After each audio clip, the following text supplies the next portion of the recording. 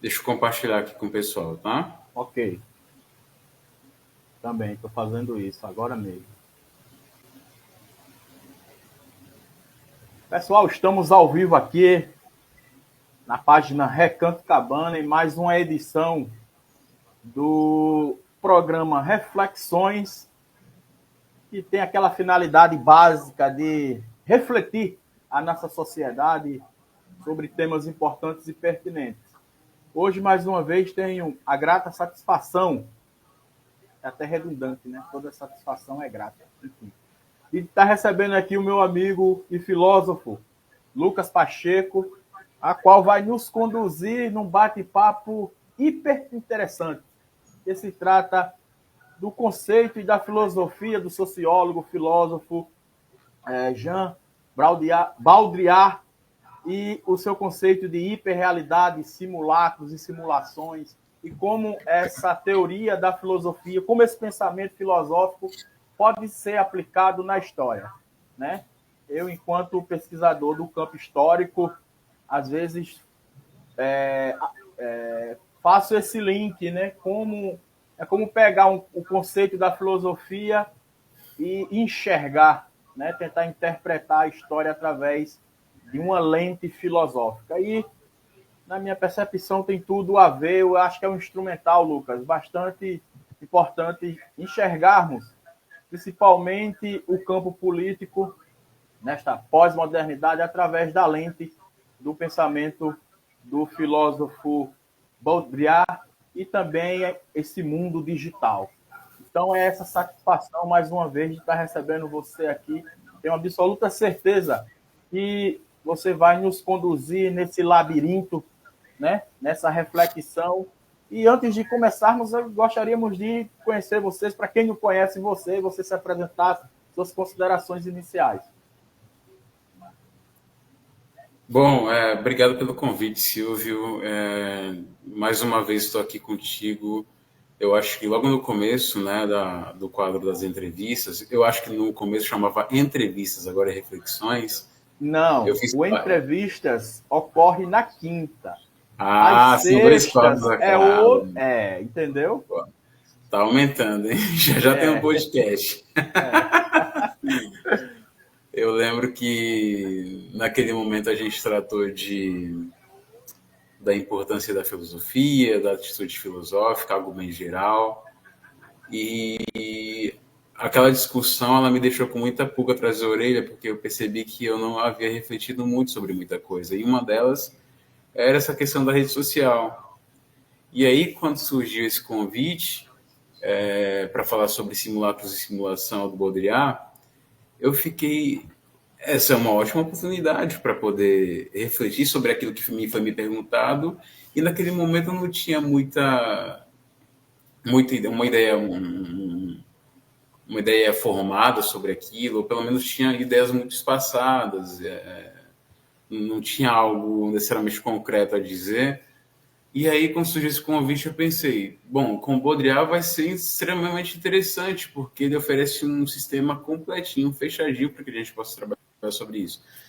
E, embora não seja muito, não seja muito versado em filósofos pós-modernos, pós-estruturalistas, eu acho ele interessante, porque ele traz discussões que a gente está em 2025, ele morreu em 2017, mas nos anos 80, 90, ele já estava super avançado em questões como relaciona com a política e com as redes sociais, embora ele morreu em 2017 e não havia esse boom da inteligência artificial, dos influencers como profissão, dos youtubers como profissão, era só mato, né? No tempo dele, a questão mais era TV, internet, jornal, revista e tudo mais. E mesmo assim, ele já percebia essa indissociação disso para a realidade abaixo disso. Então, só para complementar, o meu nome é Lucas, sou formado em filosofia pela UFAL, sou assistente terapêutico para crianças especiais desde 2024, e sou pesquisador.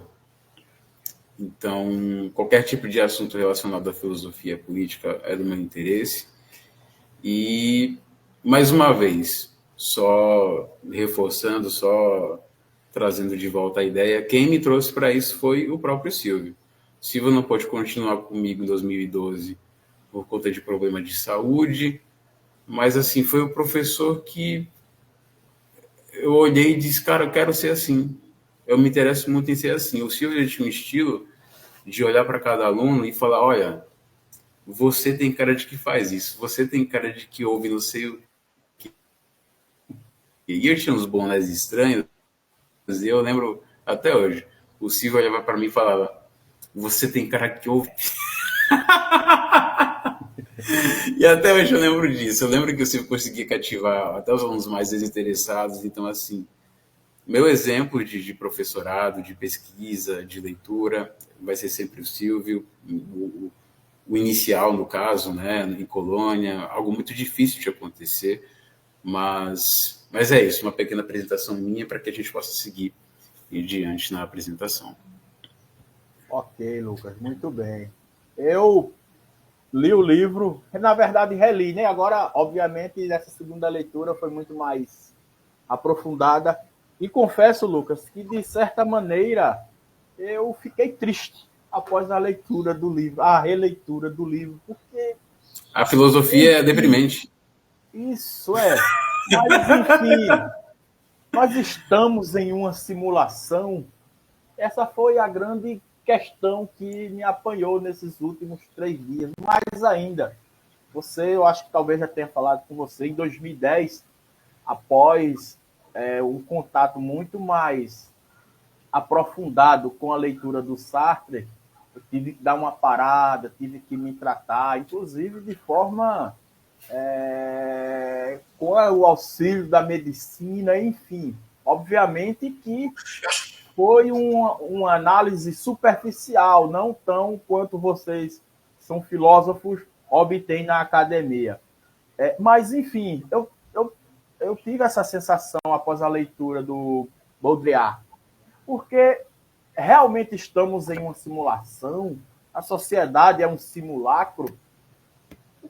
Qual é o conceito de simulacro? É isso que gostaríamos de te ouvir, Lucas, começando por aí. Então, para isso, eu gostaria que você abrisse o slide para a gente fazer uma introduçãozinha a respeito do Baudrillard. Né? Você prefere assim ou quer que eu coloque na imagem ampliada o slide? Tá bom assim? Tá ótimo. Tem uma visão perfeita, não precisa de álcool de grau. Tá ótimo. Então, a gente tem Baudrillard, hiperrealidade, política e internet. Vamos começar primeiro falando, pode passar o slide, de... Ok, peraí. Uhum.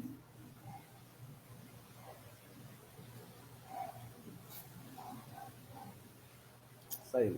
Então vamos falar um pouquinho dele, né? Pouca coisa. Eu não sou muito aprofundado em Baudrillard, então não me faça perguntas difíceis. Vamos trabalhar com aquilo que o povão, que eu no caso sou o povão do Baudrillard. Não me faça perguntas muito complexas, porque eu não estudei muito ele. Eu tive uma semana para estudar ele dentre muita correria. Hoje mesmo eu fiz o slide, faltando, sei lá, meia hora para acabar lá, para começar a live. Mas eu já tinha ouvido falar dele através de filmes como o Show de Truman, não sei se você já assistiu, Matrix, Clube da Luta, sabe? Então, o Jean Baudrillard nasceu em 29, né, em 1929, morreu em 2007, 9 anos após a abertura do Google, a criação do Google, né? Ele foi um sociólogo francês, da linha pós-moderna, e ele acompanhou a queda da União Soviética, né? E com certeza esse sentimento de queda, de derrota e a ascensão do capitalismo culminou no que ele chama de hiperrealismo. O que é hiperrealismo, como o senhor perguntou? Hiperrealismo é uma realidade simulada mais real do que a nossa própria realidade, produzida por aparelhos midiáticos. O que eu quero dizer com isso? Existe a nossa realidade do dia a dia e existe uma realidade imposta, um circuito de informações, de narrativas, de consumo, na qual, se você não estiver inserido, você não faz parte da realidade. Tudo aquilo que é singular, tudo aquilo que é individual, tudo aquilo que você faz em particular, não faz parte da realidade. A gente pode até utilizar como exemplo pessoas conservadoras que são contra a homossexualidade, que são contra travestis e não sei o quê. Isso aí é porque existe certo preconceito social com relação a certos tipos de minorias, mas no privado, na realidade de fato, a pessoa tem relação com esse tipo de gente e, né, rola essa discrepância. Uma realidade está aqui, a hiperrealidade é outra. Entendeu? É uma realidade produzida pela mídia, pelos próprios preconceitos sociais, pela religião, enfim, pela nossa própria configuração social conservadora. Então, ele rompe também com a tradição da filosofia filosófica moderna, como as preocupações existenciais, do eu, da vida autêntica, da liberdade, justamente porque ele não acredita nisso. Ele não acredita que nós sejamos capazes de viver de maneira repetitiva, de maneira individual e de maneira autêntica enquanto maioria. Então, eu peço aí para que o senhor passe o slide.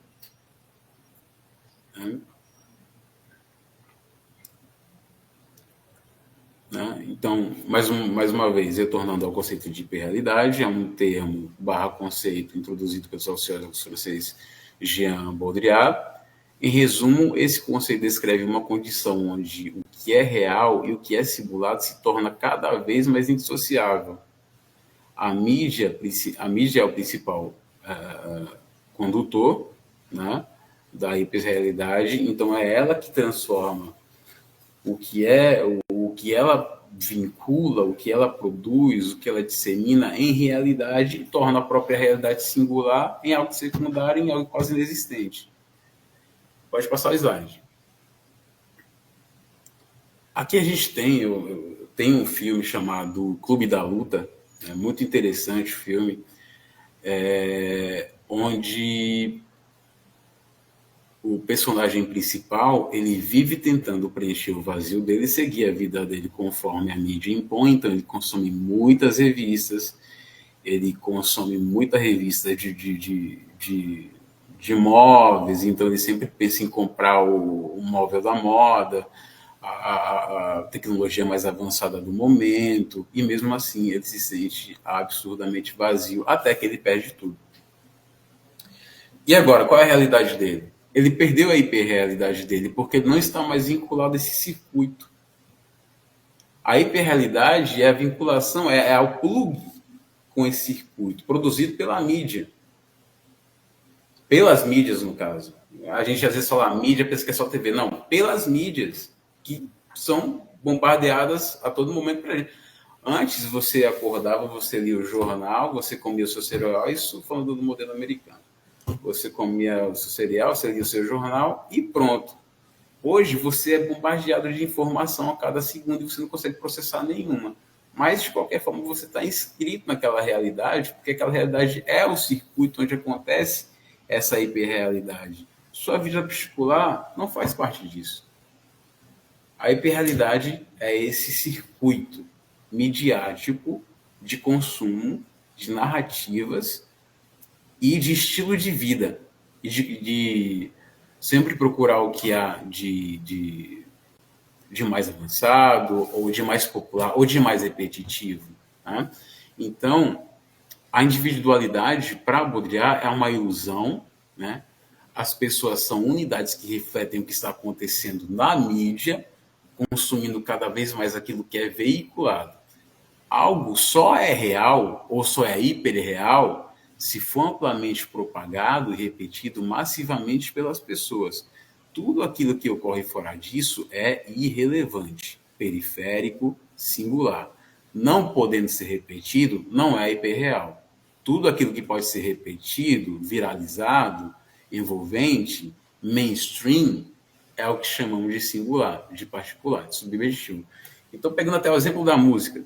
Música mainstream é o quê? Música mainstream é aquela que toca, que os empresários pagam para tocar na rádio, que o agro paga o sertanejo lá para bombar, mesmo que a música seja uma porcaria. E o que é underground? Underground é a música feita com autenticidade, com coração, com arte, com, sabe, com desejo de se expressar. Não é aquela coisa para ganhar dinheiro. Então você reúne meia dúzia de maluco, de gato pingado dentro de um circuito e faz a sua música, ou você às vezes faz a sua música abstrata e tudo mais. Arte é aquilo que provém de dentro. Arte vendida, arte fabricada, financiada por grandes corporações, por grandes elites, é mercadoria, sabe? Então, aquilo que é singular, aquilo que é particular e não pode ser repetido, não pode ser viral, não pode ser massificado, não faz parte do circuito hiperreal, da hiperrealidade. Né? Pode passar o slide. No final do século passado, as mídias não eram tão interativas, né? Baudrillard tinha acesso a revistas, a TV, a rádio, dentre outros meios mais defasados em comparação com a internet. O que é que eu quero dizer com isso? Que a internet, ela, apesar de ser uma mídia, ela não é uma mídia onde o consumidor é meramente passivo, embora haja certo grau de passividade. Mas antes você tinha acesso a determinado horário para assistir ao programa, você tinha certo tipo de propaganda, você tinha... As propagandas não eram baseadas em algoritmos, era propaganda de cerveja, era propaganda do carro, era aquele programa, você não tinha interatividade de fato. A internet traz essa interatividade, e aí o negócio fica mais perigoso ainda. E enfim... Então, o Baudrillard morre exatamente 9 anos, né, após a fundação do Google, que foi em 1998. E eu tenho certeza que, se vivo hoje, suas avaliações seriam ainda mais catastróficas. E eu afirmo isso porque o caráter atual da mídia faz com que a interatividade e a autonomia sejam cada vez mais predominantes, abandonando o antigo estilo passivo do consumo. Então, hoje você vê uma propaganda, você pode clicar nela imediatamente e perder todo o seu dinheiro em aposta. E viciar totalmente em pornografia, em perder o seu foco nas tarefas diárias, sabe? Então não é como antes que existia um maior controle. E ele já via problemas nesse período onde já havia um maior controle. Nesse, ele já estaria morrido, ele já teria morrido de novo. Tá? Então pode passar o slide. O exemplo de Matrix e a crítica de Baudrillard. É bem sabido que o Baudrillard ele não tenha ficado muito fã do filme. Ele acha que houve algumas inadequações. E eu também acho, comparado ao livro, que há algumas inadequações. Mas eu também não acho que o filme queria ser exatamente 100% fiel aos escritos dele. Foi mais uma base. Então, o que eu consegui detectar foi uma referência clara à ideia de circuito, de sistema. Tá?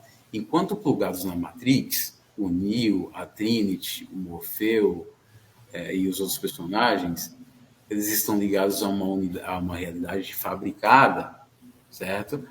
Por máquinas, ou seja, em analogia pela mídia, uma hiperrealidade. A realidade é aquelas onde eles estão deitados, lá plugados. Mas a hiperrealidade é fabricada através dos plugs, através das máquinas, em analogia com a mídia.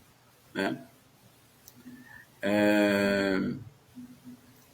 E essa realidade de Matrix, ela, como visto no filme 2, através do arquiteto,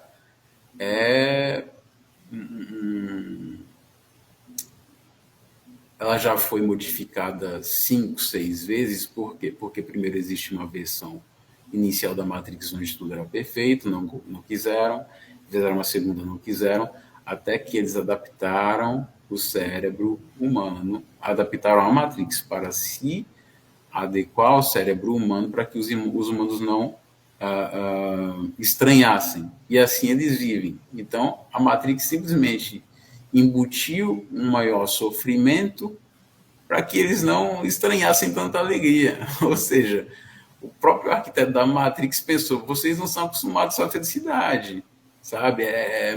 Um paralelo muito interessante quando você fala de desigualdade social, quando você fala de capitalismo, quando você fala que o sistema é injusto, quando você fala de igualdade de condições, de reparação histórica. Você vê muita gente falando de as coisas são assim mesmo, os animais são assim, é a natureza humana, não tem como mudar isso, os humanos são assim, quando na verdade não é verdade. Então eu acho que o filme faz um paralelo muito interessante com esse tipo de pensamento, quando o próprio arquiteto da Matrix diz: olha, a gente fez um mundo feliz para vocês, mas vocês não quiseram. Para vocês a natureza é sofrer mesmo, sabe?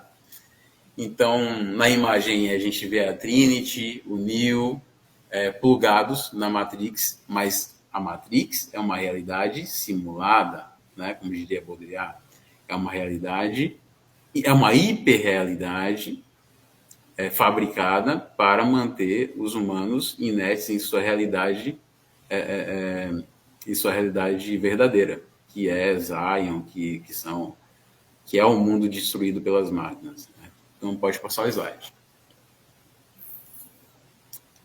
Aqui eu não poderia deixar de fazer uma homenagem ao nosso querido Ozzy Osbourne, que faleceu, acredito que há 10 dias atrás, 15 dias atrás.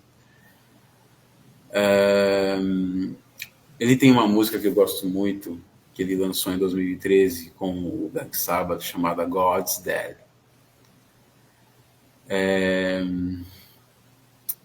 E isso se relaciona com o conceito de nostalgia do Baudrillard. Então, com a ascensão do capitalismo, com a queda assim, do bem e do mal da União Soviética, da guerra e tudo mais, onde as pessoas tinham mais fé, nós não mais aceitamos um mundo de sinais que nos apontam a verdade ou a ideologia, valorizando o sigilo, mas passamos a um mundo que não se preocupa com isso, pois o centro do que determina o que é a realidade passou a mídia e o capitalismo.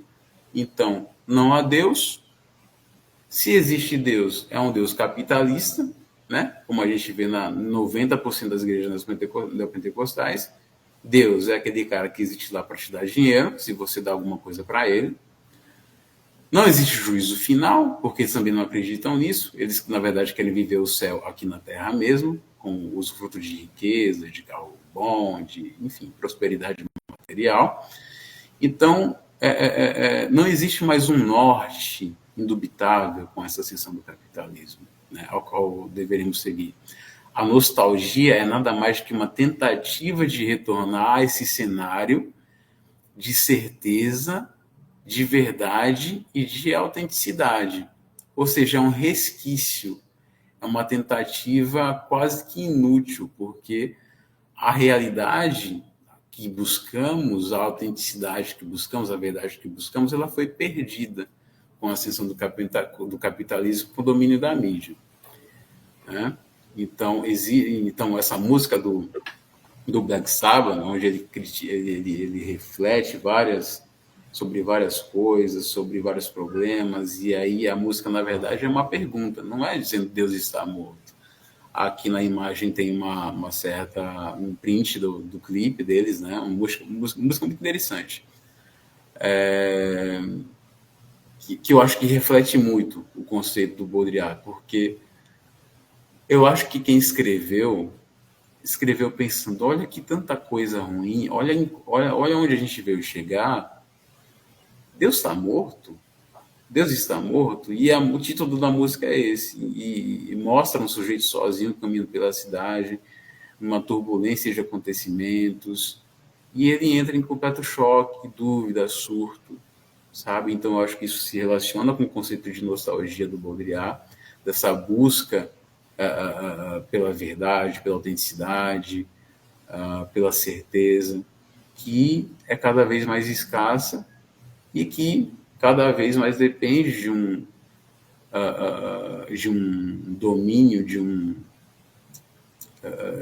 um consumo dentro de um circuito esse midiático capitalista. Pode passar o slide. Agora, um dos títulos da live que o senhor sugeriu, um dos desdobramentos, falava sobre política e essa hiperrealidade. Então, tem um sujeito extremamente inteligente, um rapaz que eu admiro muito, ele é daqui de Recife, chamado André Grupo.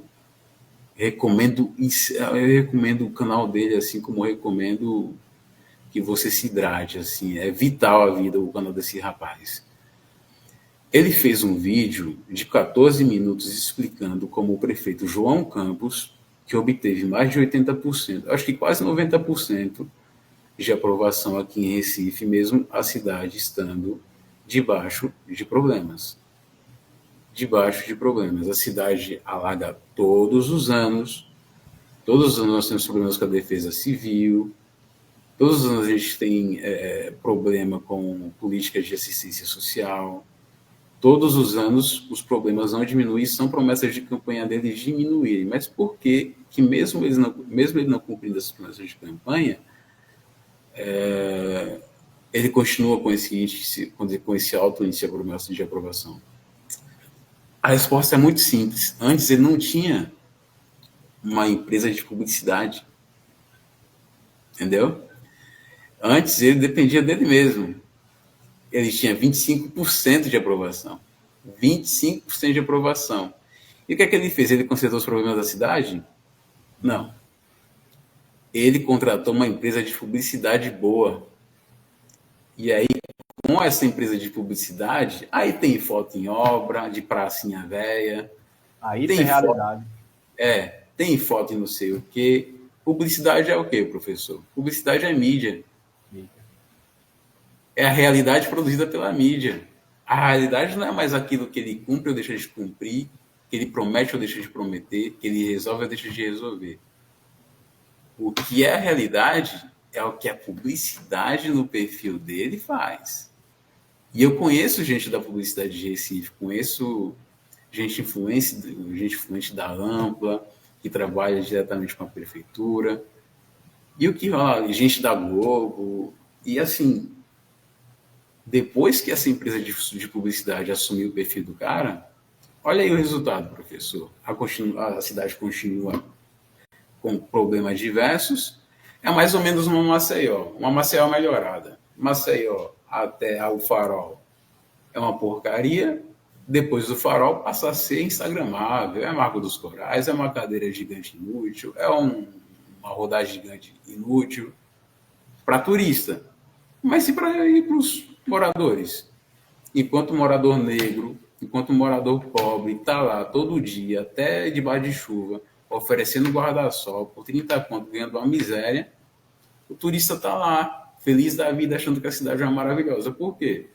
Porque os prefeitos entenderam o conceito de hiperrealidade sem entender. Eles contrataram uma empresa de publicidade, e com essa empresa de publicidade eles conseguiram alavancar consideravelmente. A gente teve na última eleição o JHC com uma porcentagem altíssima, assim, uma aprovação altíssima, e assim, o pré-jal continua debaixo d'água. Todo ano, eu tenho uma amiga chamada Hebe, todo ano sobre meio metro, 60 centímetros de água na casa dela.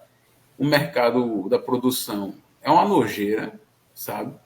Chove 500 ml de água, é poça para todo lado, mas o prefeito ele tem 80 e poucos por cento de aprovação. Sabe por quê, professor? Porque ele contrata o Gustavo Lima para cantar aquelas músicas que, diga-se de passagem, são horríveis. Sabe? Porque ele contrata o El Chan, ele contrata o Léo Santana para rebolar os músculos lá, e a população se dá por satisfeita com isso. Então é isso, é publicidade, é mídia. Ele sacou isso. Prefeito que é bom, saca isso. Entendeu? Não saca em resolver o problema. Ele gosta de publicidade, e a publicidade é mídia. O coração da mídia é a publicidade. Sem publicidade, não tem dinheiro para a mídia se manter. Então, é por isso que tem muito comercial, e com esses muitos comerciais, a hiperrealidade é vendida, você cada vez mais consome, você cada vez mais pratica, você cada vez mais quer aparecer como influencer, você cada vez mais quer aparecer no Instagram do Carlinhos Maia, você cada vez mais quer comprar produtos da Virgínia, que lucra em cima da derrota de gente pobre em casa de apostas. É por isso também, professor, que as greves dos professores, né, elas não são levadas a sério, justamente para quem investir em educação. A educação talvez seja o instrumental mais adequado para a gente denunciar, né, esse predomínio da hiperrealidade. Mas não pode. Para que educação para o povo? Para quê? Não interessa. Não interessa, porque política é uma coisa, politicagem é outra. Politicagem é jogo, é xadrez. Política é o que a gente faz, é o que a população deveria fazer. Eu estive, acho que foi ontem, não, anteontem, dia 6, eu compareci a um ato contra a privatização da Compesa aqui em Recife e a privatização do metrô, junto ao pessoal da Unidade Popular, junto ao pessoal do PCBR, da CUT, e a gente conseguiu pressionar a governadora a fazer uma reunião com a gente, em particular, então no escritório lá a gente fez. Para mim, isso aí é política. Politicagem é você vender botijão de gás, é você comprar botijão de gás para ganhar voto. Politicagem é você fazer os seus joguinhos, centrão. Politicagem, para mim, é você dizer que o Congresso é muito conservador e não consegue aprovar política que beneficia a classe trabalhadora. Politicagem, para mim, é você ser um político que tem seus laços, que tem suas correlações com empresários, e aí você se alia a esses empresários, contrata uma equipe de publicidade, a equipe de publicidade vende uma ideia de que você é a favor do povo, quando, na verdade, quem está por trás do dinheiro são os empresários, e são eles que vão ganhar após o primeiro dia de mandato. A primeira lei que vai ser aprovada vai ser uma lei para lascar o trabalhador e para beneficiar o empresário. Entendeu? Outra coisa, eu lembro muito bem, eu tinha 18 anos em 2014. 17 anos por aí. Eu lembro muito bem do que aconteceu naquela campanha, naquela eleição, em que o PT ele usou de uma estratégia de marketing, acho que os maiores marqueteiros, que inclusive foi preso. Duda Mendonça. Isso. Para difamar a Marina Silva, assim, para queimar a reputação mesmo de alguém que era realmente ilibado, sabe? E eu lembro que o tipo de mentira propagada na campanha era, olha, ela vai acabar com o Bolsa Família, era uma pessoa aliada a não sei quem.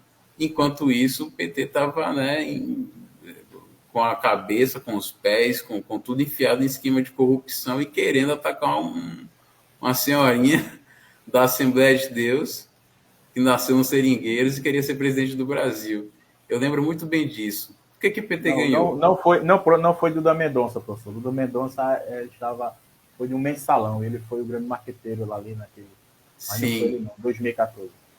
Aí, o que aconteceu? O PT ganhou. O PT ganhou por quê? Publicidade. Publicidade o quê? Mídia. Hiperrealidade. O que acontece de fato não interessa muito. A população não está interessada. A população está interessada nos dados do processo. O que são os dados do processo? A hiperrealidade. Né? Então, por último, professor, concluindo essa parte da hiperrealidade da política, a gente tem o Instagram que ele tem uma breve... Posso passar? Pode passar. Uma breve fala a respeito disso. É que, como o Instagram, como todas as outras redes sociais, elas surgiram, elas trazem sim seus benefícios, né? Porque você não precisa de tanta burocracia para falar para alguém. Eu lembro que eu presenciei, ainda tive a oportunidade de presenciar a época do cartão do Eurelhão. onde você tinha certos créditos. Então, eu e minha mãe nos deslocávamos uns 2 quilômetros para poder ligar para minha avó, e a ligação acabava no meio da conversa, porque acabavam os créditos. Então, a rede social é algo muito, muito positivo, desde que, né? Só que, assim, ao mesmo tempo que ela é muito positiva, ela mostra o seu lado perverso, que é a falta de controle e a hiperrealidade aplicada à mídia e à internet. E eu uso o Instagram porque o Instagram, ele é hoje a maior rede social. Facebook já foi o tempo dele, o Orkut já foi o tempo dele. Hoje o Instagram é o palanque, é onde você tenta vender a sua vida.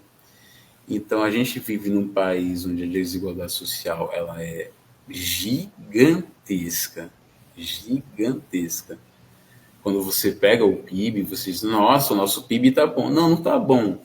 É porque, assim, cara, de 200 mil pessoas, 199 mil ganham um salário mínimo.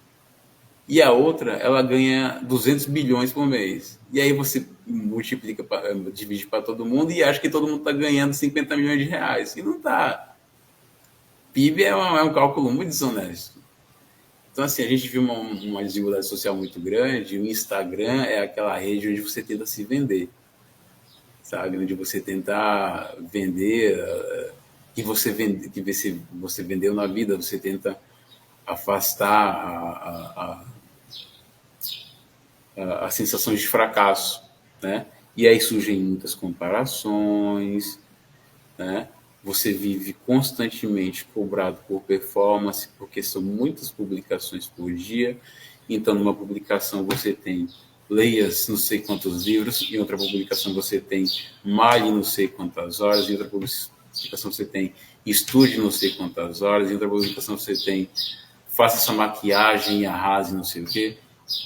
E aí, às vezes, você acaba fazendo uma lista que você não consegue cumprir, você se sente frustrado, e aí vem a doença mental. E é por isso que o bolso dos psicólogos está cheíssimo hoje.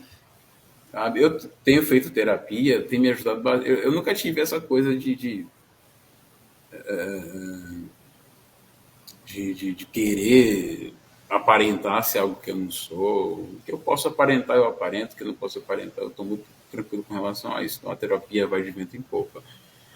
Mas o que eu quero falar sobre o Instagram é que ele é um circuito midiático interativo.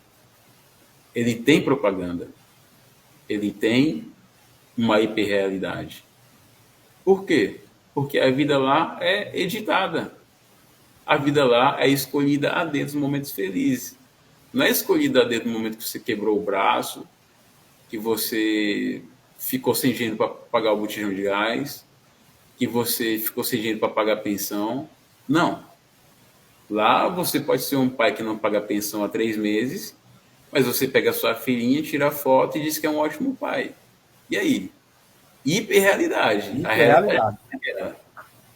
realidade não é aquela, realidade é que você está postando.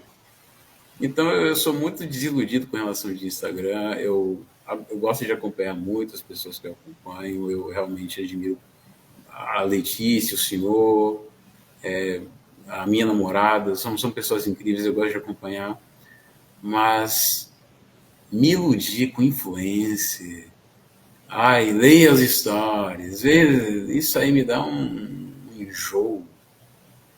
Então, o que eu quero concluir a respeito disso é que o Instagram, assim como todas as outras redes sociais, eles são circuitos midiáticos no qual você está plugado, e quando você não está plugado, você não faz parte da hiperrealidade. Você faz parte de uma realidade espaço, de uma realidade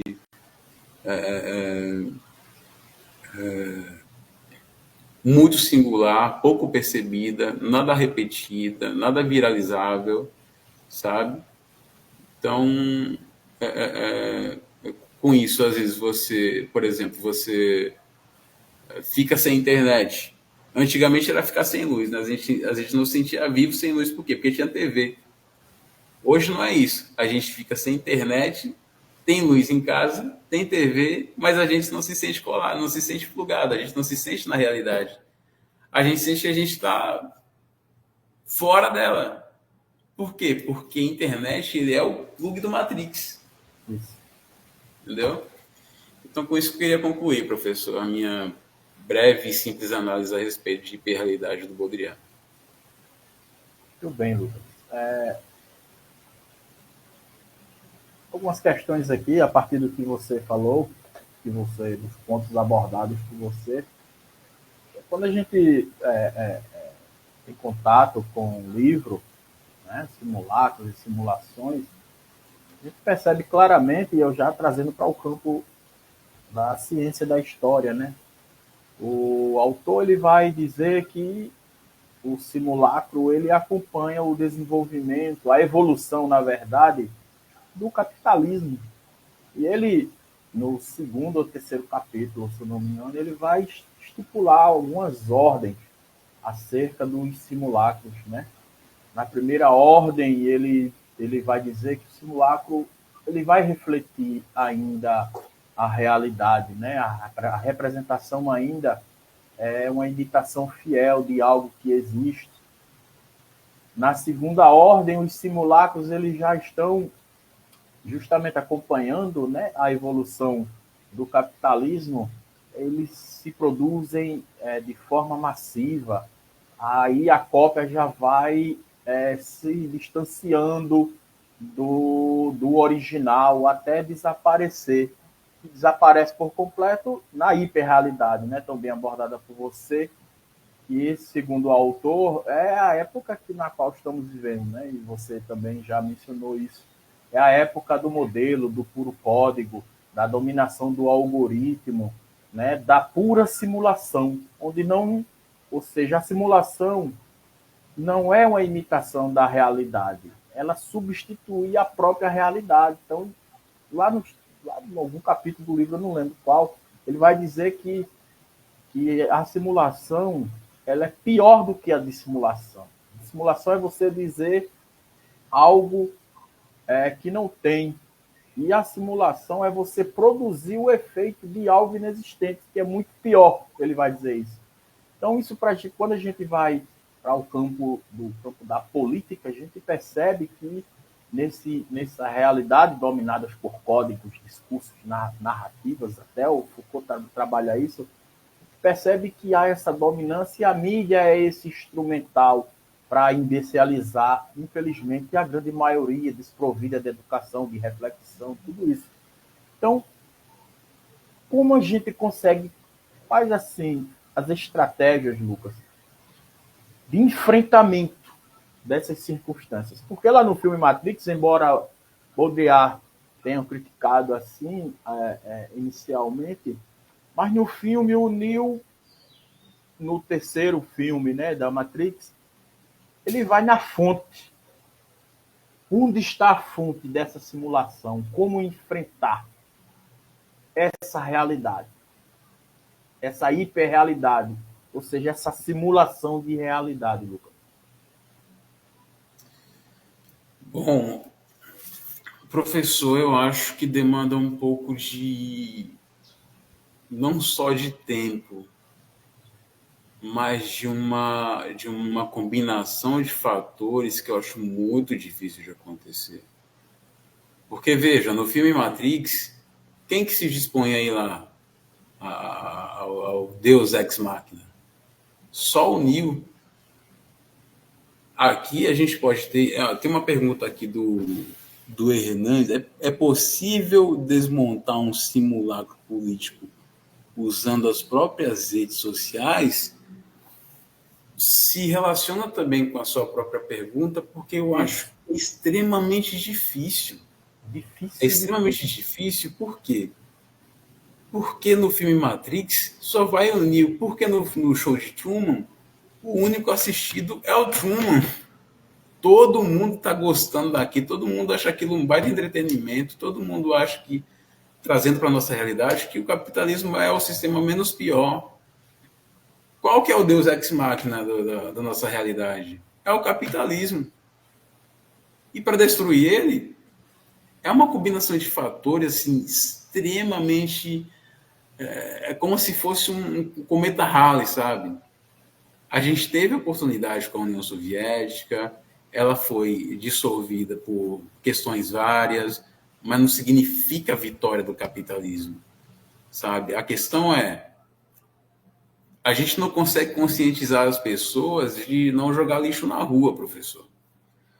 Então, como é que a gente vai conscientizar as pessoas de que existe um simulacro político no qual elas são manobras, no qual elas são meros eleitores, não são cidadãos, né? A gente tem que diferenciar. As pessoas não são cidadãos, elas são eleitores. Chamam de eleitores. Cidadão é para cobrar promessas de campanha, para estar lá na prefeitura, para estar na Câmara todos os dias, ou pelo menos uma vez na semana, para cobrar alguma coisa. Só que o cidadão não quer isso. Ele quer ser um eleitor. Então, de 2 em 2 anos, ele está lá levantando bandeira, ele ganha 50 contas, ele ganha um botijão de gás e está feita a nossa política. Como promover um evento de um movimento de massa grande o suficiente para promover a queda de um simulacro, para promover a retirada das máscaras, porque a gente tem uma estrutura extremamente poderosa. A gente tem a mídia, a gente tem a publicidade, e para piorar, a gente não tem uma classe trabalhadora, a gente não tem uma classe social consciente. A gente tem meia dúzia de gato pingado que faz reflexão, mas que esperança mesmo, eu acho que só se um cometa raio aparecer, todo mundo se conscientizar, ou pelo menos rolar um movimento. Eu estava até conversando com meus colegas de partido sobre movimentos que a gente pode fazer. Eu fui sincero com eles. Eu falei, olha, gente, eu não quero revolução. Não vai dar para fazer. Eu sinto muito. O que eu quero é trabalhar aqui no meu município com melhorias nele. Sabe, cada um na sua filial fazer melhorias nos seus municípios com base na sua realidade local. Consultar os estudantes, consultar os secretários, consultar o sindicato, ver o que é possível fazer para promover melhorias de vida para a gente que vive de vender coentro. Coentro é R$1. A pessoa vende 2 por dia, ganha R$2 por dia. É precário, sabe? A gente tem Arapiraca agora. Eu estou em Arapiraca hoje. Vim aqui acompanhar a formação da minha namorada. Arapiraca está oferecendo 400 e poucas vagas de emprego. É vaga de prefeitura? Não é, professor. Sabe qual é a empresa? A empresa de call center. Eu já fiz parte do call center. O call center ele paga uma miséria, ele cobra o extraordinário e ainda desconta, mesmo que a culpa for da própria empresa. Então, assim, a gente não tem um poder público eficiente, a gente tem um poder público totalmente subordinado aos empresários. A gente tem até o próprio Plano Safra, que é uma espécie de governo pedir benção para os agrônomos, né? Que vende 70% da mercadoria e deixa a gente comer barro aqui cheio de agrotóxico. Então, assim, pessoalmente, esperança, eu acho que eu não vou viver para isso, mas eu torço de desfazer o simulacro, mas eu torço. Mas eu acho que o poderia estar totalmente certo, porém eu não acho que exista uma saída. Eu sinto muito, de verdade. Lucas, uma percepção muito aproximada dessa sua, no campo da história. Inclusive, toda a minha pesquisa, eu decidi desde uns 5 anos, quando eu comecei a investigar essa temática historiográfica, a história cabana, porque, na verdade, a nossa região aqui, ela é um reflexo de um projeto econômico e político de Portugal, no início do capitalismo ali moderno, e que montou aqui na nossa região, até a partir das características geográficas, né, um estilo de economia voltado para a produção da cana-de-açúcar, na qual um modelo de sociedade foi implantado já lá no século XVI e vem só se aprimorando. A usina, na verdade, as usinas são as versões contemporâneas do engenho de açúcar. As prefeituras, na verdade, a expressão atual das casas grandes, né? Empregos e subempregos são as expressões da escravidão. Então, tudo isso na nossa região aqui, ela representa todos esses sentidos. E eu vou me dedicar até o resto da minha vida a pensar isso, entendeu? A pensar esse objeto, como se relaciona. E a gente percebe que é difícil. Essa hiperrealidade na qual vivemos, na qual o indivíduo não é visto como um cidadão, mas como um eleitor, né? Como um eleitor, é difícil de superar. Difícil, difícil mesmo. E, assim, o Neo teve que entrar na Matrix para tentar desarticulá-la. Hoje é muito mais difícil encontrarmos o Neo, e me parece que é assim, ó, vamos ficar aqui na caverna de Platão, vamos tentar fazer o que dá para fazer, porque para sair não, eu nem quero, e se sair não tem como mais entrar, enfim, é uma situação muito difícil. Então a pergunta que eu quero te fazer, e até a partir do Baudrillard, é que ele tem um capítulo que ele vai dizer, vai abordar o que ele chama de holofrases. Ou seja, são conceitos que a própria hiperrealidade utiliza, né? E que vai privar a própria capacidade crítica das pessoas. Então, democracia, liberdade, ele traz um monte de conceitos, diversidade, progresso, enfim. Esses conceitos transmite a ideia, a relação com a própria simulação. Ou seja, são conceitos utilizados pela própria simulação para, de certa maneira, anestesiar. Ou seja, quem pensou o modelo de democracia, se a gente tentar refletir outro modelo a partir do que é tradicionalmente, hegemonicamente estipulado, é como se tivesse contra. Aí vem a dominação na linguagem, enfim, tudo isso. Então, me parece, Lucas, que é difícil realmente sair da hiperrealidade. Como é que você, enfim, reflete sobre tudo isso aí também, sobre a democracia na hiperrealidade? Ou seja, estamos dentro do livro do Thomas More, Utopia, em pensar nesses conceitos de liberdade, progresso, enfim. Depende muito do que se considera liberdade, progresso e democracia. O senhor falou do Neo, ele entra lá e tal, mas aí no segundo filme, ou no terceiro, ele descobre que ele é um programa. Entendeu? Se o senhor fazer um paralelo entre o Neo e a democracia é um Neo, a gente acha que vai ser salvação, e aí a gente descobre que ele é um programa para manter o controle. Porque a nossa democracia ela é uma democracia burguesa. Não é uma democracia para o povo. Você já viu o sistema carcerário brasileiro? Tem gente que há 10 anos esperando ser julgado, preso. Preventivamente. Preventiva. Enquanto um Roberto Jefferson da vida mete bala na polícia, e a polícia chega lá e pede benção para ele. Não, não vai acontecer nada com o senhor, não, tá tudo bem. Exatamente. É o que eu. Então, assim, o Bolsonaro, felizmente, vai ser preso logo, logo. Pelos crimes, né? Pelos crimes e, assim, do ponto de vista jurídico, vai ser preso. E do ponto de vista político, até um bem para a sociedade brasileira. Mas, enfim, a partir da própria utilização do regramento jurídico, o cara, ele não vai permanecer muito tempo no regime fechado.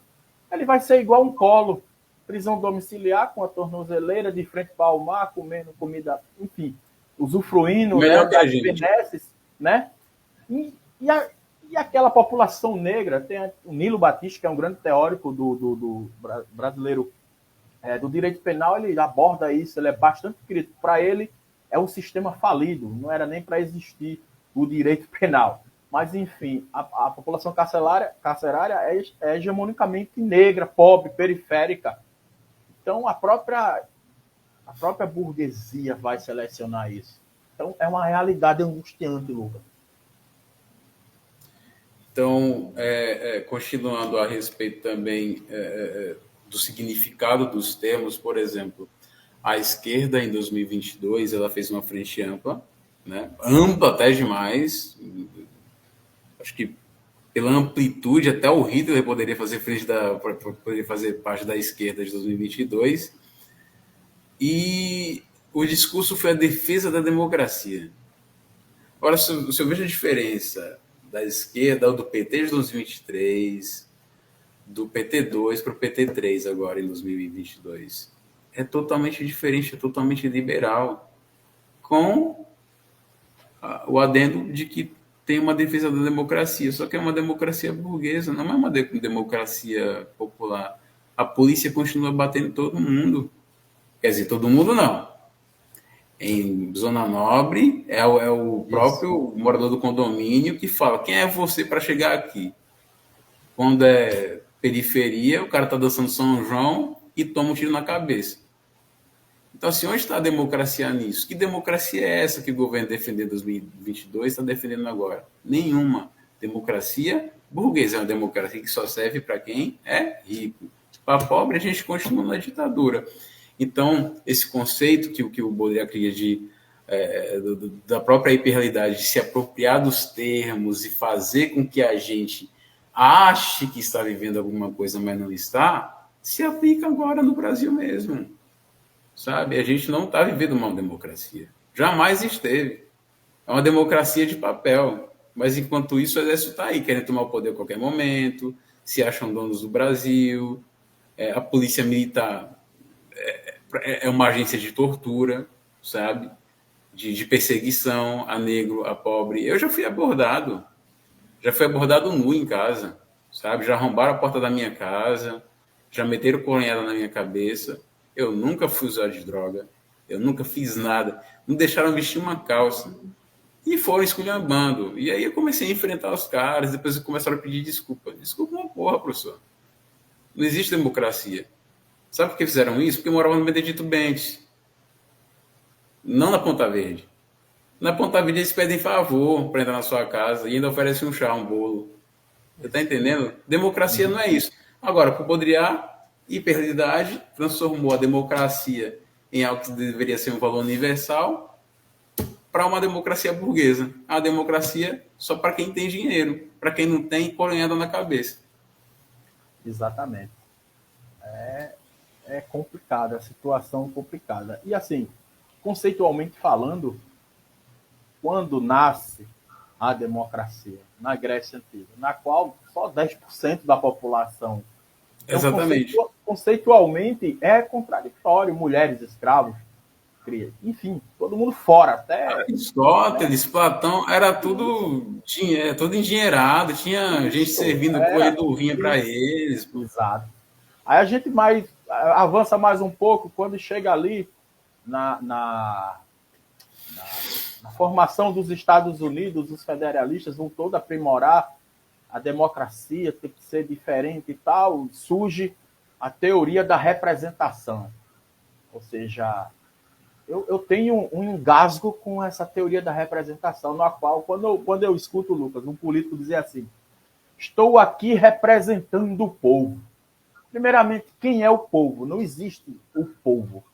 Existem segmentos sociais, né, resultados dessa desigualdade social. Existem populações. Então, e a própria representação. Filosoficamente, eu queria que você abordasse como é possível um indivíduo, essa ideia lá dos federalistas, como é possível um indivíduo representar todo o restante, como uma espécie de filtro. Como é que ele vai absorver as demandas, os anseios, né, dos demais e representando esses outros, transformar isso em melhorias através da política? Isso me parece uma utopia. O que é que você acha disso? Como é que você aborda isso? E é uma utopia, você está certo. Não tem como representar um povo. Talvez um país pequeno, sei lá, do tamanho de Sergipe, em Israel da vida, um país do Oriente Médio, que são países que têm o tamanho do estado de Alagoas. Mas como é que você vai representar 200 milhões de pessoas e, sabe, eu ando pela rua, professor, e de 10 pessoas que eu vejo não vejo uma igual a outra. Como é que você vai representar tudo isso? Todo mundo com a sua própria singularidade. Então, ele pode representar o povo, talvez tentando fazer com que o povo pobre, né, que outrora elegeu ele nos anos 2000, se identifique com esse discurso, né, porque quando a gente fala povão, a gente não está falando de gente rica, a gente fala povão, é de classe trabalhadora, classe humilde. Mas, entre discurso e entre atos, a gente percebe que as políticas do governo estão totalmente alinhadas com a política neoliberal. Não existiu ainda hoje, a não ser aquela questão da carteira de motorista da CNH, uma política pública voltada para o pobre. Não. Não existiu. Então, acredito que o Lula de hoje seja um Lula mais discursivo, mais eleitoreiro, mais preocupado com a próxima campanha. Mas partidos combativos de esquerda hoje estão todos assim na berlinda. É o P, é o PCBR, é o PCB, são partidos que correm por fora e não estão interessados em lançar candidato, em fazer. Um dia desses surgiu um sujeito no nosso partido pedindo para ser candidato. O negócio dele era ter um partido para ter um partido para ser candidato. E a gente buscou a ficha dele, viu que já foi filiado a 8 partidos. Ou seja, ele não está interessado na ideologia, na luta, ele só quer ser candidato. Então, acredito que um partido que seja realmente preocupado com o povo hoje, ele é um partido sem pretensões eleitoreiras maiores do que as pretensões de ajudar o povo, começando pelo micro, sabe? Então, representar o povo, assim, já começando de cima, muito difícil. Utopia, como o senhor falou. As barreiras legais e institucionais, né? Teve a dificuldade para se ter uma vida orgânica pela instituição partidária, né? A gente vê aqui em Colônia, por exemplo. Colônia, temos o PT aqui. Mas o PT é um partido totalmente absorvido pela hegemonia dominante. Né? É um partido que não reflete, não faz a reunião, não tenta conscientizar, né, as pessoas. Então a gente percebe, Lucas, que é essa dificuldade, né, dentro desse contexto social. E, assim, eu me recordo que a angústia que eu tive depois que um Foucault, um Bourdieu me proporcionaram quando desnudaram a falácia do Habermas. Eu escrevi sobre o Habermas na minha pós, né? Aquele conceito de espaço público como um lugar do grande debate, do debate de ideias voltado para a democracia participativa. Tudo isso é balela, na prática não existe. Alagoas, por exemplo, já trazendo para o meu campo, que é o da história, Alagoas surge como um presente, né? A classe dominante a classe dominante do sul da capitania de Pernambuco, né? Aquela elite que historicamente lutou contra o Quilombo dos Palmares, né? Que vai lutar contra os cabanos, da qual nossa cidade vai resultar. Então, tudo isso, infelizmente, eu tenho que reconhecer que a teoria das elites lá, de Gaetano Mosca, dos filósofos, sociólogos italianos, ela me parece bem realista, ou seja, existe realmente uma elite social. Né? Eu até conversando, tem até um debate com o professor Zé de Mello, ele fala que não, ele acredita muito ainda, sabe, Lucas, nesse viés revolucionário de transformação. Mas eu não acredito. Não acredito que seja possível, nas condições nas quais estamos vivendo, ter essa sociedade transformada. Mas eu acredito em ações pequenas, professor. É isso que me dá esperança. Por mais que não seja possível... Ações micrológicas, né? Digamos assim.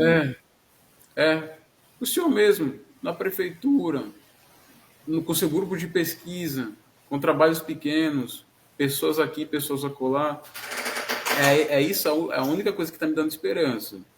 acho que vai acontecer revolução, acho que daqui a uns 1.500 anos, talvez, mas agora duvido muito. Então, o que me dá esperança, o que me dá alegria, o que me dá orgulho é participar de eventos pequenos. A gente conseguiu colocar a governadora num escritório com a gente, umas 500 pessoas, em frente da Lesp, sabe? Então, são poucas coisas, são pequenas coisas, mas são coisas que dão esperança. Não esperança de amanhã acontecer uma nova URSS aqui no Brasil, não, nada disso, impossível. Mas cada um no seu município, na sua cidade, no seu estado, se juntar, fazer os movimentos, ter contato com a prefeitura, fazer o engajamento que a maioria da população não faz junto aos órgãos competentes, eu acho que isso aí é maravilhoso e que isso aí já dá para começar. Certo. Perfeito. Estamos já chegando ao finalzinho dessa conversa maravilhosa, dessa reflexão, literalmente, né? É uma das virtudes das redes sociais, pelo menos, é deixar aqui, né, registrado esse material para outras e outras pessoas serem instigadas, estimuladas a também a começar a refletir, né, sobre a nossa sociedade. Lucas, e assim, atualmente eu vi que você está participando do movimento partidário. Eu gostaria de, já no finalzinho do nosso bate-papo, se abordasse seus projetos, suas pretensões atuais, né, como está acontecendo, enfim, toda essa vida partidária orgânica que você está iniciando. Professor, parte de um princípio de que classe trabalhadora que não se organiza simplesmente está sujeita a qualquer tipo de ação. Por exemplo, a gente tem, eu não considero que o Brasil seja formado de 99% de pessoas fascistas, não considero isso. A questão é o engajamento e envolvimento. Então, acredito que a classe trabalhadora se organizando, por mais que em menor número, ela consiga promover algum tipo de mudança.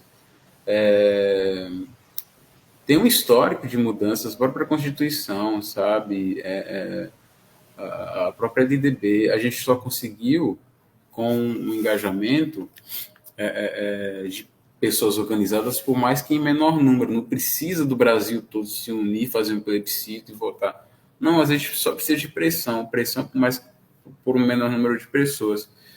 Então, a partir desse princípio de que classe trabalhadora revoltada não produz nada, mas classe trabalhadora revoltada e organizada é capaz de produzir alguma coisa, mesmo que mínima, foi o que me moveu a me filiar, né, à Unidade Popular no ano passado. Eu já tinha alguns contatos, uma amiga. Depois eu tive alguns contatos com alguns influencers, não influencers no sentido de ter milhões de seguidores, mas gente que fala de política, que dá aula, que vende cursos de marxismo, de filosofia, gente da minha área. E aí eu tentei me filiar lá, consegui me filiar, mas naquela época eu estava passando por problemas psicológicos muito graves, eu tinha burnoutado por conta do trabalho, eu não estava conseguindo agir. E aí, quando eu vim aqui para Pernambuco, eu fui procurando os mais próximos e tal. Eu tive contato com o Clóvis, que é da Frente Negra Revolucionária, e da Unidade Popular também. A gente se juntou com um rapaz do Rio Grande do Sul, que está morando aqui também.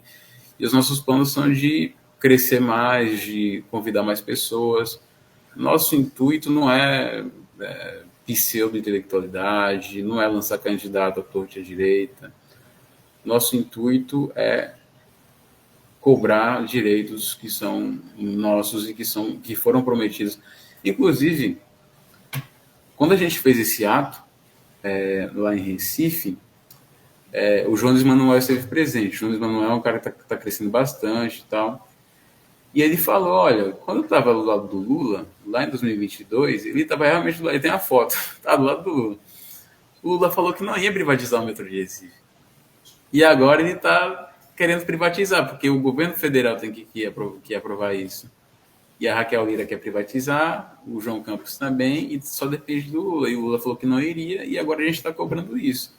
Não há nada demais isso. A gente não está lá dando curso de manifesto comunista. A gente está lá cobrando direitos básicos, simples, o basicão, sabe? Que é o que a gente precisa, porque se não for o básico, a classe bilionária toma conta disso aqui e transforma isso aqui no quintal. Então, esse engajamento político já vem de antes, já tinha muito interesse antes e agora está sendo mais intenso e vai ser cada vez mais intenso. Então, conheçam também a Unidade Popular, se eu puder fazer aqui o convite. Tem um perfil no Instagram, através do perfil oficial você vai encontrando outras unidades de Maceió, vai tentando abrir unidade na sua cidade, de pessoas que se identificam com os ideais de esquerda, e formando os núcleos, lendo os livros, promovendo ações, indo na prefeitura, sabe? Não ficando parado, não votando, esperando a próxima eleição para dizer que o prefeito não fez nada. Você tem que obrigar o prefeito a fazer porque você votou nele. E é isso aí. Ok, muito bem. É uma perspectiva bastante interessante. E a nossa região aqui, você bem conhece, é carente desse tipo de direcionamento. Então, Lucas, gostaria de ouvir as suas considerações finais. Infelizmente, já o nosso tempo está acabando. Mais uma vez, eu já deixo aqui meus registros, meus agradecimentos. Obrigado por nos conduzir num debate tão refinado, tão politicamente necessário, certo? Não é o politicamente correto, é o politicamente necessário, né? Para que essa tristeza que nos abate por conta dessa hiperrealidade, ela se desfaça cada vez mais com esse tipo de ação, né? Fico muito feliz no seu engajamento aí partidário, né? Realmente não é um envolvimento, me parece, extremamente burocrático, é um envolvimento orgânico e buscando dentro das possibilidades, dentro dos limites, digamos assim, institucionais, sociais, o melhor para a sua realidade e principalmente para a realidade daquelas pessoas que não sabem lutar ideologicamente, politicamente, né? E que são desprovidas da cidadania. Então, fico muito feliz, parabéns, tenho uma admiração muito grande por você e só aumenta por esse seu engajamento, como Sartre dizia, né? A necessidade do engajamento, do pensador engajado. Então, as suas considerações finais e, de coração, agradeço mais uma vez por você aceitar esse convite e nos enriquecer, né, com suas reflexões. Já está na hora de escrever, rapaz, um livro, publicar aí pela Academia de Cultura aqui de Colônia, a gente lutar para publicar. A gente conseguimos aqui o recurso, a prefeitura vai financiar o livro completo do professor Adelmo, Crônicas, né? E vamos organizar aí para a gente publicar o seu na próxima aí, rapaz. Pronto, a gente pode fazer isso, mas nesse momento a agenda está meio. Embora desempregado, a agenda se divide entre estudar, estudar e estudar, porque tem que passar em concurso, tem que conseguir alguma coisa. Enquanto isso não acontece, a cabeça não fica boa para escrever, sabe? Sei. Mas quando estiver boa, pode dar, professor. Vou escrever umas 200 páginas aí, quero ver quem vai financiar isso aí. Com relação às considerações finais, eu gostaria de agradecer novamente o convite, né? Se deu de maneira meio aleatória, a gente estava conversando, aí do nada assim, olha, eu quero falar sobre simulacro e simulação, e eu topei. Eu nunca tive muito contato com o livro, eu tive contato realmente através dos filmes, né? Que quando eu fui olhar as curiosidades, vi que realmente se baseava nisso. Eu que tenho uma honra gigantesca em participar das conversas com o senhor, você sabe que o senhor, na minha história, é o sujeito, professor da minha adolescência, é em quem eu me inspirei, que me inspiro ainda, e é sempre um prazer estar com o senhor, estou sempre pronto para a próxima, quantas lives que o senhor quiser fazer, eu estarei preparado para participar, e considero que essa live até foi melhor que a outra, porque a outra tinha tava com tantos problemas lá no trabalho que eu larguei, aí eu fui abrir a live, tava num estresse danado, fiquei meio atrapalhado. Mas essa aqui foi bastante produtiva porque a gente conseguiu trabalhar bem esse conceito de peso e realidade. E o recado que eu quero deixar é para as pessoas que estão assistindo e que, de certa forma, refletiram a respeito desse conceito, dessa doença, que é você não se sentir vivo, não estando num circuito de consumo, de narrativas, de integração com aquilo que a mídia produz, não se sinta doente. Você não sabe, pode viver a sua vida com autenticidade, pode fazer o que as pessoas não gostam que você faça, pode, como diria o Raul Seixas, quer tomar banho de chapéu? Toma, sabe? Não tem problema. Não se prenda a esse circuito, não se prenda a essa hiperrealidade, isso vai te adoecer. Isso vai te adoecer e vai te transformar numa engrenagem que faz com que pouquíssimas pessoas tenham a vida dos sonhos enquanto você vive sonhando. Saia da performance. Eu quero ler 15 livros no mês. Não precisa. Leia um livro a cada 2 meses. O interessante é que você absorva o conteúdo e leve alguma coisa daquilo. Sabe? Não coloque no audiobook para você ler mais rápido. Não trabalhe excessivamente. Não consuma excessivamente. Sabe? Consuma seu joguinho semanal, mas não fique fuçando a vida dos famosos. A vida deles é uma droga. Viva a sua vida com autenticidade. Embora o próprio Baudrillard tenha fugido um pouco dessa questão existencialista e atacado a questão da hiperrealidade, ainda sobra uma porcentagem de pessoas que estão interessadas em viver uma vida autêntica, existencialmente autêntica. São as pessoas que não ligam mais para esse circuito, que desplugaram. Seja a pessoa que desplugou na Matrix. Por mais que a vida fora dessa coisa toda seja um pouco menos interessante, viva ela. É muito mais prazeroso, é muito mais satisfatório. Perfeito. Mensagem extremamente necessária. Lucas, muito obrigado, meu irmão. Agradeço de verdade. E a cada momento que converso com você, eu saio com a energia lá em cima, como dizia Nietzsche, a vontade de potência lá em cima. Então, muito obrigado. Na verdade, essas lives é uma espécie de terapia para mim. Sério?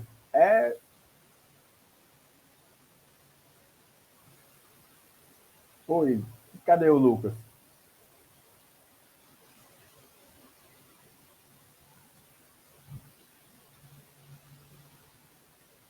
Cadê o Lucas?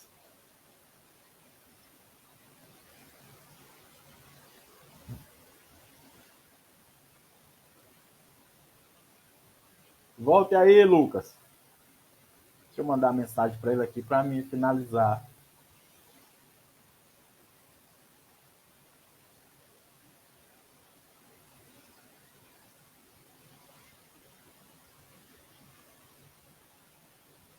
Acho que caiu a internet dele. Deixa eu ver aqui.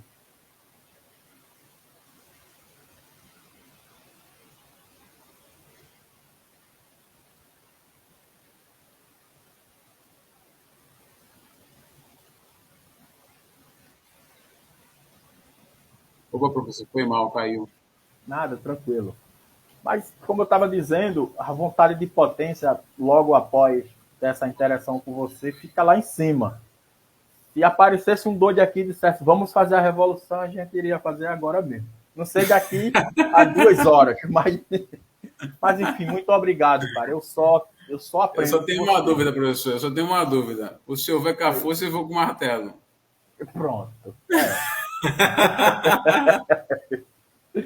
Mas é isso, cara. É assim, fico muito feliz mesmo que a nossa região, que é uma região bastante cruel, sociologicamente falando, você sabe bem, ela não conseguiu aprisionar uma pessoa como você nas suas engrenagens. Parabéns, o que você precisar de mim para qualquer coisa, é o meu alcance, viu? E estou aqui. Já precisei. O senhor já enviou os livros, tem livro para mais de ano ali, eu vou ler tudinho. Eu vou fazer uma resenha sobre cada um e vou mandar para o senhor.